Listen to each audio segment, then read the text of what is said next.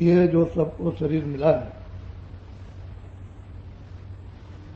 ये कर्मों के आधार पर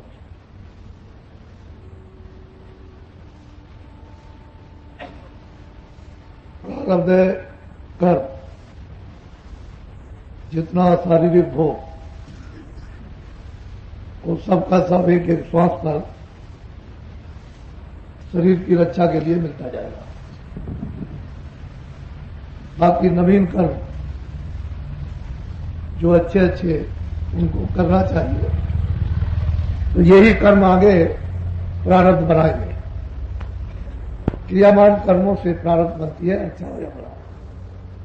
पिछले जो कर्म से जिनसे शरीर मिला उनसे प्रारब्ध बन गई, उसका भोग भोगा जाना, वो शारीरिक अच्छा हो या बुरा हो, लेकिन मनुष्य शरीर जो मिला है अच्छे कर्म करने के लिए, तो उस कर्म को करना चाहिए जिससे कि फिर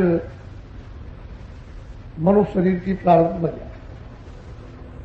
जब प्रारब्ध बन जाएगी तो जो भी आपने किया इच्छा पर उसका भोग हो जाएगा, लेकिन बुरा करने से मनुष्य शरीर नहीं मिलेगा, अच्छा करने से तो मिल सकता।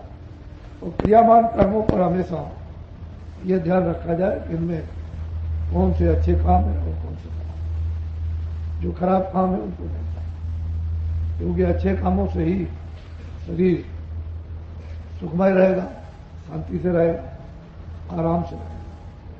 उन्हीं कर्मों को किया जाए।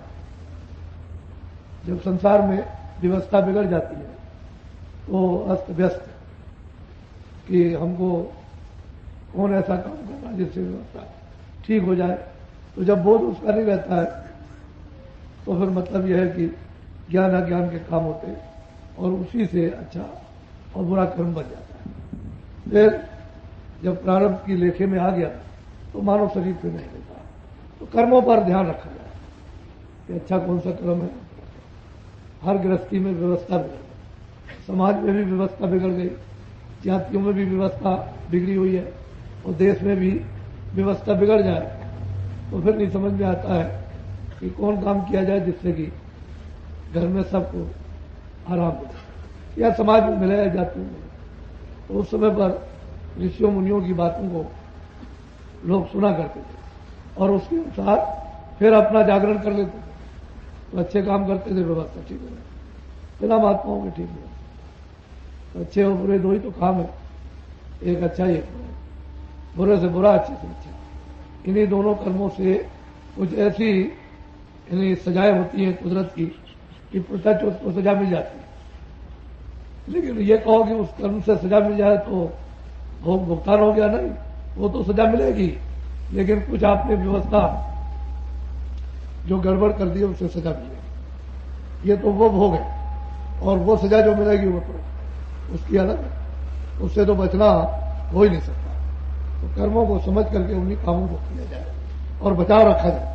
कभी कभी ऐसा लोग उसमें फंस जाते हैं, तो बचाव करोगे तो बचाव हो जाएगा, नहीं बचाव करोगे तो नहीं जाओगे। सारा खेल कर्मों का है और उसी से तमाम चिंता है। जब कर्म करोगे तो चिंता है, उनकी उत्पत्ति हो जाएगी तो मन बुद्धि चित्त उसमें लग जाए, उसको समझ में नहीं आता। इसलिए सत्संग बिना सत्संग भी समझ में नहीं आता। बोलो जय गुरुदेव। देखो आज पहली तारीख है और दिसंबर का महीना आज चालू हो गया, और इसी दिसंबर में यानी भंडारा होता है, उसी उपलक्ष्य में आप लोग आने लगे। तो जो लोग पहले आए तो सेवा के लिए, जिनको भेजा गया है कि जाओ आश्रम पर तो सेवा करना, तो चुपचाप मत बैठे रहो, बता दो कि मैं वहां से आया हूं और सेवा के लिए आया, तो आप उनको सेवा बता दीजिए।